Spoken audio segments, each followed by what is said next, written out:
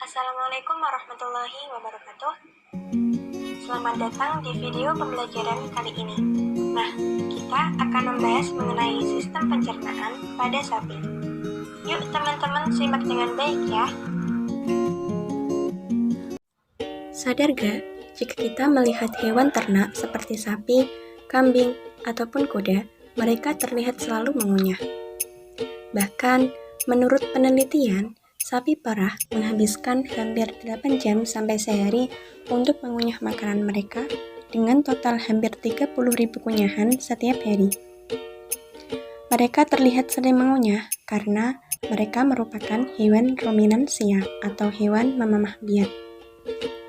Ruminansia adalah mamalia dan herbivora yang memiliki cara khusus dalam mencerna makanan. Ruminansia disebut hewan memamah biak karena mereka memamah atau mengunyah makanannya sebanyak 2 fase. Mereka menelan makanan yang tidak dikunyah dengan sempurna. Lalu, setelah beberapa saat, makanan yang sudah ditelan itu akan kembali ke mulut mereka untuk dikunyah yang kedua kalinya. Contoh terdekat adalah sapi. Sapi adalah hewan ruminansia. Hewan ruminansia merupakan hewan poligastrik, artinya perut mereka dibagi menjadi beberapa rongga. Sapi memiliki 5 rongga pencernaan. Yang pertama rongga mulut, yang kedua kerongkongan, yang ketiga lambung. Nah, lambung ini terdiri dari rumen, retikulum, omasum, dan abomasum. Dan yang keempat adalah usus halus, yang kelima adalah anus. Tahapan pada kebanyakan hewan ruminansia ada sebagai berikut. Pertama-tama, sapi menelan rumput yang tidak dikunyah sempurna. Makanan ini ditelan dan masuk ke dalam rumen, di mana bakteri akan membantu mencerna daun dan rumput yang keras. Setelah itu, makanan kemudian diteruskan ke retikulum. Di retikulum, makanan akan diaduk oleh kontraksi otot dinding-dinding retikulum dan dibentuk menjadi bolus atau gumpalan kasar. Dan bolus ini kemudian didorong kembali ke rongga mulut untuk dimamah atau dikunyah kedua kalinya menjadi lebih halus. Setelah dikunyah menjadi lebih halus, makanan tersebut ditelan untuk kedua kalinya dan masuk ke omasum.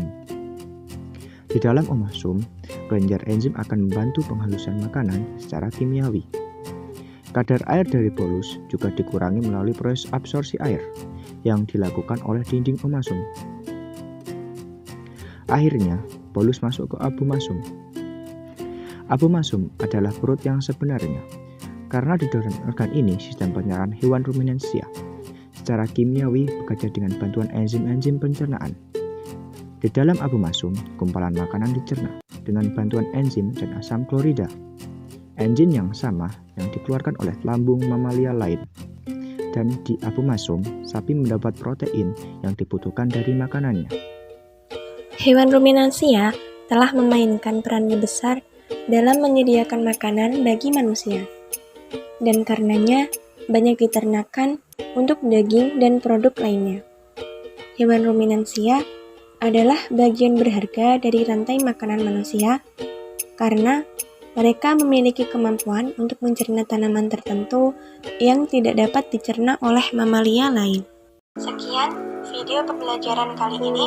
Semoga bermanfaat. Terima kasih. Wassalamualaikum warahmatullahi wabarakatuh.